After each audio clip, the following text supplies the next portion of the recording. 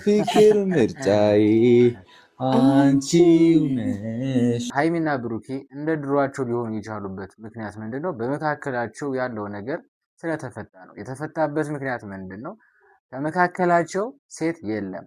ማለትም እንግዲህ ሁላችሁም እንደምታውቁት ኢየሩስ ወደ ቡታጀራ ከሄደች ጀምሮ ሀይሚና ብሩኬ ሰላም ናቸው። ዛሬ ምን ሊፈጠር ይችላል? ለምንድን ነው ብሩኬ ወደ ሩም ሀይሚን የጠራት የሚለው ብዙዎቻችሁ መቼም አስጨንቋችሁ ይሆናል። ምክንያቱም ከአንድም ሁለቴ ሺህ ጊዜ ደጋግሞ ጠይቋት በዚህ ጉዳይ። ሀይሚ ግን በክብሯ የምትደራደር ሴት አይደለችምና ይህንን ነገር አልፈልግም ብላ ብዙ ጊዜ ከልክለዋለች። ዛሬስ ምን ሊፈጠር ይችላል የሚለውን በደንብ የምናይ ይሆናል። ወይኔ ጉዴ ፈላ።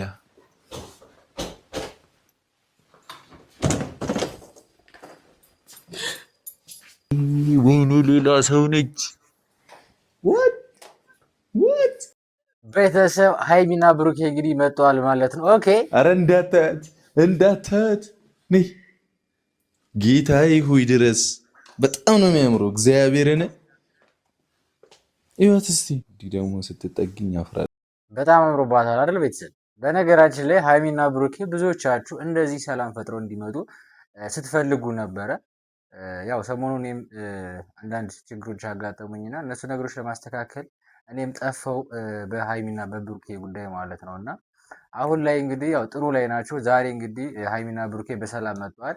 እስኪ ቪዲዮ እንየው። የዛሬ ቪዲዮ ደስ ይላል ብዬ አስባለሁ። ምክንያቱም የሰው ደስታ ነው የሚያስደስተን ብዬ አስባለሁ። እና እኔ ሀይሚና ብሩኬ ሲደሰቱ ከማየት ማለት ምንም የሚያስደስተኝ ነገር የለም። ሲከፉ ግን የምር በጣም ነው የሚደብረኝ። እና እሺ የነገን ማወቅ ፈለግኩ መጪውን ናፍ አመድ ነው ዝም በይ የፍቅር ምርጫዬ አንቺው ነሽ። ነገርሽ ወገቤን አሞኛል። ወደ ሩም ልወስዳት ነው። ኦኬ ቤተሰብ ዛሬ ምን ሊፈጠር ይችላል? ለምንድን ነው ብሩኬ ወደ ሩም ሀይሚን የጠራት የሚለው ብዙዎቻችሁ መቼም አስጨንቋችሁ ይሆናል። ምክንያቱም ከአንድም ሁለቴ ሺህ ጊዜ ደጋግሞ ጠይቋት በዚህ ጉዳይ።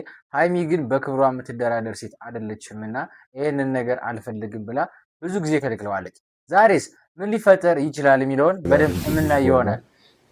ሁሉ ነገር ያዘጋጁት አትክፋኛ ቁጭ በይ ለእኔና ለአንቺ ነው። እሺ እስካሁን ድረስ አብረን አናድርም እያልሽ ያስቸግረሻል። ዛሬ ግን የኔና አንቺ ቀን ስለሆነ አብረን እናድራለን እዚህ። ቤተሰብ ምን ሊፈጠር ይችላል? አስቡት እስኪ ምን ይፈጠራል የሚለውን ዛሬ በደንብ የምናይ ይሆናል። ኦኬ ዛሬ እንዴት ነው እምር እብድ ፍርክ ብዬ ነው ያመጣሁት። ያው በጣም ደክሞኛል፣ ወገቤ አሞኛል ምናምን ግን ደግሞ እንደናፈቅናችሁ እኛም ናፍቃችሁናልም እና ፍቅረኛሞች በሙሉ እንኳን አደረሳችሁ። ሲቀጥል ደግሞ አንድ ነገር ማድረግ እፈልጋለሁ። ምን መሰላችሁ? ቫለንታይን ዴይ ነው። ሀይሚ ትወደኛለች፣ ጥሩ ስሜት አላት ለእኔ።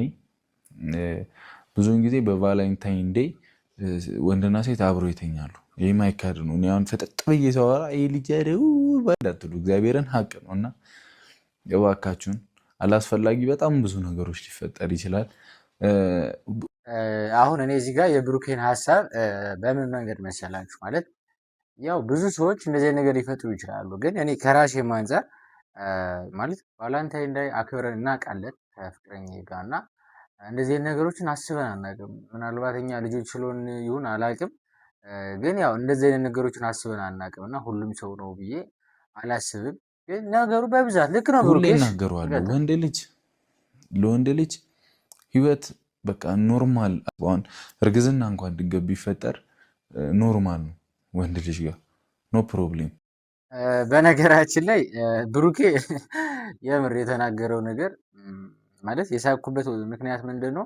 ድንገት ከኔ ህይወት ጋር የሚያገናኘውን ነገር ነው የተናገረው እና ማለት ያው ብዙዎቻችሁ እንግዲህ ሰሞኑን እንግዲህ እየተፈጠረ ያለውን ነገር የምታውቁ ማለት ይሄን ነገር ነው ያደረኩት ምናምን ነገር ነው የመሰላችሁ እና ይሄንን ነገር ደግሞ እኔ አላደረኩትም ብዬ ብዙ ጊዜ ደጋግሜ ተናግሬያለሁ በዚህ ጉዳይ እና ምን ላችሁ ፈልጌ ነው ወንድ ልጅ ሴት ልጅ ብታረግዝ ኖርማል ነው ለሱ ህይወት ቀለል አድርጎ ነው የሚየው ስላለ ነው። እና እዚህ ጋር ማለት ብሩኬ ትክክል ነው ብዬ አላስብም።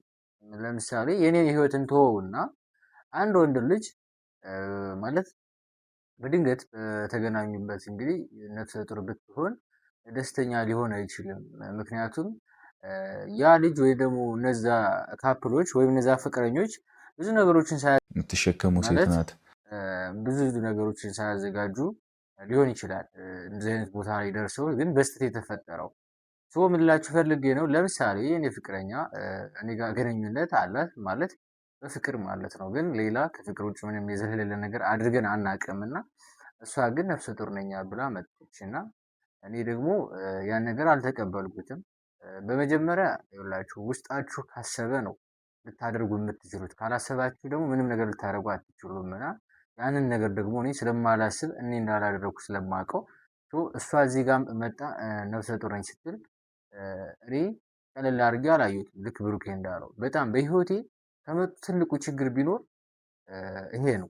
በጣም ከባድ ነው እና እኔ ለምን ብሩኬ ቀለል አድርጎ እንዳየው አልገባኝም። እሺ የምትለፋው ሴት ናት፣ ብዙ መከራ የምታየው ሴቷ ናት አደለ? ይህ ግልጽ ነው። የሰው ፊት ይገርፋታል፣ ቤተሰብ አለ፣ ምን አለ አያደርገውና ቫለንታይን ዴይ ምናምን ተብሎ የሆነ ነገር ተፈጥሮ ከዛ ልጅ ጋር ባትቀጥይ ማይሆን ነገር ውስጥ ነው እግዚአብሔርን እና ባካችሁን ተጠንቀቁ። እንዲህ ስል ደግሞ ወንዶች እንዳይከፋችሁ ምንድነው የልጅ አየር ሚዞ ምናምን እንዳትሉ፣ ሀቅ ነው። እናንተ ለስሜታችሁ ብቻ ብላችሁ በስሜታችሁ እንትን ብላችሁ እነሱን መጉዳት የለብንም። እመቤቴን በትክክል የብሩኬን አሁን ተቀበልኩት። የብሩኬ ሀሳብ ምንድን ነው? ዋናው ነገር ሴቶች መጉዳት የለብንም ነው ማለት። አሁን የኔን ህይወት እንትወውና ማለት እኔ ለፍቅረኝ የደበረኝ ቦታ በጣም ትልቅ ስለነበረ ብዙ መስዋዕትነት ስለከፈልኩበት፣ ግን አንዳንድ ወንዶች አሉ ሴት ልጅን ለስሜት ብቻ የሚቀርቡ ልክ ብሩኬ እንዳለው ማለት ነው። እና በሆነ ቀን በተፈጠረ ችግር እሱ ጋር ስለማትቀጥል ያሸክም ለማን ይሆናል ማለት ነው? ለልጅቷ ማለት ነው። እና በጣም ከባድ ነው። ብሩኬ የተናገረው ነገር ትክክል ነው። በጣም ማሰብ አለባችሁ። ያን ያህል እንትን አንሁ። ዛሬ ጸደይ ጊዜ እናሳልፋለን። ያው ሀይሚንም ሰርፕራይዝ እናደርጋታለን በዛው። አረለ ጀሞ አረለ ይመቻችሁ። አብራችሁኝ ሁኑ። ወዳችኋለሁ። አንተ ዞዬ አብረኝ ትሆናለህ ወይስ ላጋጭክ? ፒስ የበኩር ፍቅር አለሜ። ሰላም ሰላም፣ እንዴት ናችሁ? ውድና የተከበራችሁ የጨረቃ ቤተሰቦች ሁላችሁም በያላችሁበት ሰላማችሁ ይብዛልኝ።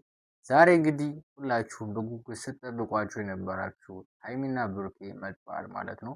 እንዲሁም የመጡበት ዛሬ በጭቅጭቅ በክርክር በምንም በመበሻሸቅ አይደለም። ዛሬ የመጡት ሀይሚና ብሩኬ በፍቅር ነው። ጥሩ ጊዜ ለማሳለፍ ቫለንታይን ዳይ ለማሳለፍ ማለት የፍቅረኛሞች ቀን ማለት ነው እና እሱን ለማክበር በጣም ደስ በሚል አለባበስ እና ደስ በሚል ቪዲዮ ነው ዛሬ የመጡት እና ሁላችሁም ይሄን ነገር ስትጠብቁ ነበረ። ያው ከባዱ ነገር ግን ምንድን ነው ብሩኬ ሀይሚን አብረን እንደር የሚል ጥያቄ ሊጠይቃት ነው እና በዚህ ጉዳይ ሀይሚ ትስማማለች ወይስ አትስማማም የሚለውን አብረን የምናይ ይሆናል። መሀል ላይ ደግሞ አንዳንድ ሀሳቦችን የምንሰጥ ይሆናል ማለት ነው። ማንኛውም የጨረቃ ቤተሰቦች እንኳን በሰላም ወደ ቻናላችን መጣችሁ። ሰብስክራይብ አድርጉ።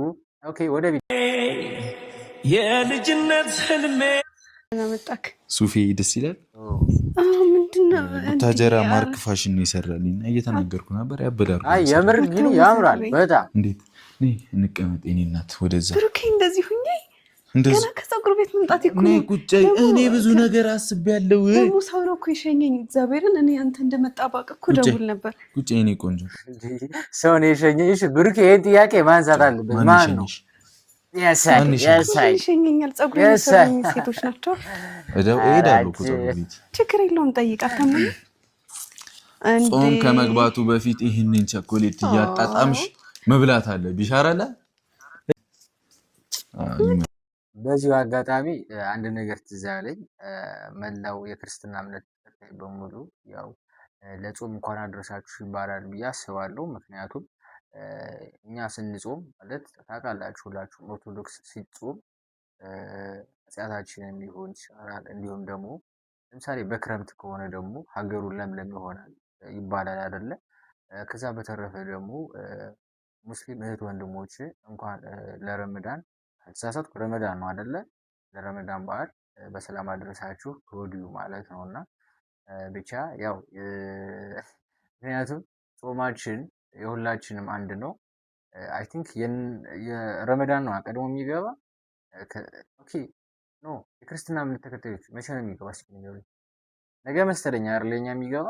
የእስልምና እምነት ተከታዮች ደግሞ ይቆያል መሰለኝ። ብቻ ሁላችንም ጾም ነው እና እንኳን ያደረሳችሁ ልል ነው። ያው ብዙም ስለማላውቅ ነው ይቅርታ ካጠፋው። ከዛ በተረፈ ወደ ቪዲዮ ዛሬ ወይን እንጠጣ። ኧረ ልታሰክረኝ፣ ኧረ ልታሰክረኝ። ከዛስ? እሺ ሃይሚ ከአንድ ዓመት በታች የሆነን ሰው ነው የሚያሰክረው። አልሞላኝም እኮ ይሞላኛል ገና። ስንት? 22 እንዴ? ኧረ ወደታችን ነው እንደምቆጥረው። ምን እሺ ነው? ናፍቄሽ ነበረ። አይ አዎ፣ ምንድን ነው መግደርደር? አዎ ማለት ነው እንጂ ቀጥታ።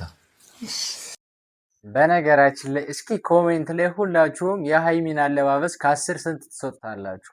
እሺ ቀጥታ ነበር።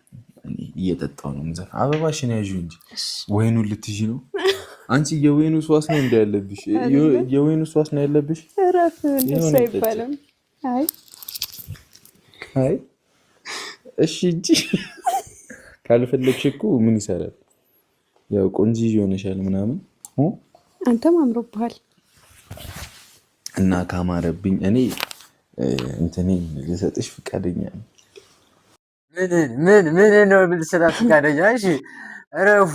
እግዚአብሔር ነው ይውላችሁ። እኔ ራሱ የሆነ ቀን እንደዚህ አይነት ቀልድ ቀልጄ ነው እና በቀለድኩት ቀልድ ነው አሁን ላይ እኔ ዋጋ እየከፈልኩ ያለሁት እና እንደነዚህ አይነት ነገሮች አያስፈልግም። የምር ነው የምነግራችሁ። ማትደራደርበት ነገር ላይ ማንነቷ ላይ አትደራደርም እያልኩ ነበር እና ይመችሽ፣ አምሮብሻል፣ ጥሩ ጊዜ ነበር። የነገ ሰው ይበለን። ወዳቸዋለሁ። አጠፋፍተሽ እንዳመሰግንህ እንኳን እድል ስጠኝ። ሁላችሁም እንግዲህ ሃይሚና ብሩኬ ያው ማለት አሁን ላይ ያሉበት ሁኔታ በጣም ደስ ይላል። ያው ከአሁን በፊት እኔ ብዙ ጊዜ ብዙ ነገሮች እናገራለሁ። ምክንያቱም ከሚደረገው ነገር ከሚያሳልፉት ነገር ምናምን ብዙ ነገሮችንም ስለማይ እንዲሁም ደግሞ ሁለቱንም ስለማውቃቸው እና በመካከላቸው የነበረችዋ ልጅ እንግዲህ ኢየሩስ ወደ ቡታጅራ መሄዷ የሃይሚና የብሩኬ በመካከላቸው ያለው የፍቅር ግንኙነት እንዲጠነክር አድርጎታል ማለት ነው። ለዛ ነው እኔ ባለፈውም ስናገር የነበረው እና ሁላችሁም እዚህ ጋር ማሰብ ትችላላችሁ። ዛሬ ሃይሚና ብሩኬ እንደ ድሯቸው ሊሆኑ የቻሉበት ምክንያት ምንድን ነው? በመካከላቸው ያለው ነገር ስለተፈታ ነው። የተፈታበት ምክንያት ምንድን ነው? ከመካከላቸው ሴት የለም። ማለትም እንግዲህ ሁላችሁም እንደምታውቁት ኢየሩስ ወደ ቡታጀራ ከሄደች ጀምሮ ሃይሚና ብሩኬ ሰላም ናቸው። የሚያዝናኑ ቪዲዮዎችንም እየሰሩ ነው። እንዲሁም ደግሞ ዛሬ ደስ በሚል ቪዲዮ መጥተዋል። በጣም ደስ ይላል። እኔ የምሬ ነው። የሆነ ጊዜ አይ ቲንክ ከአንድ ዓመት በፊት ሃይሚና ብሩኬ በጣም ከባድ ችግር ውስጥ ገብተው ነበረ ታስታውሱ ከሆነ እና በዛ ሰዓት ከፍቅረኛ ጋር ሰላም በሆንኩበት ሰዓት የኛ ፍቅር እንደተመለሰው የሃይሚና የብሩኬ ፍቅር ይመለስ ብዬ የምሬ ነው ተናግሬያለሁ በቪዲዮ እና አሁን ላይ እኔ ጥሩ ባልሆንም ብቻ ሁለቱ ስለተመለሱ ደስ ብሎኛል እና የጨረቃ ቤተሰቦች እንኳን ደስ አላችሁ ነው የምለው። ሁላችሁም በዚሁ ይቀጥሉ።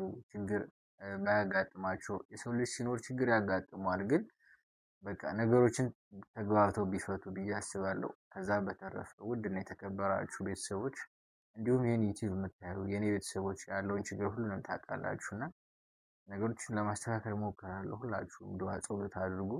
ጾም ነው፣ ጾም እየመጣ ነው እና ሁላችንም እንጸልይ። ሙስሊም ናችሁ ደግሞ ዱዓ አድርጉ። ለእኔ ብቻ ሳይሆን ለሀገራችን ሲባል ለሌሎቻችን፣ ለወንድሞቻችን፣ ለእህቶቻችን ብቻ አገር ሰላም እንዲሆን ማለት ነው። ከዛ በተረፈ ሰብስክራይብ አድርጉ። በቀጣይ ቪዲዮ እስክንገናኝ ሁላችሁም በያላችሁበት ቸር ቆዩልኝ ባይ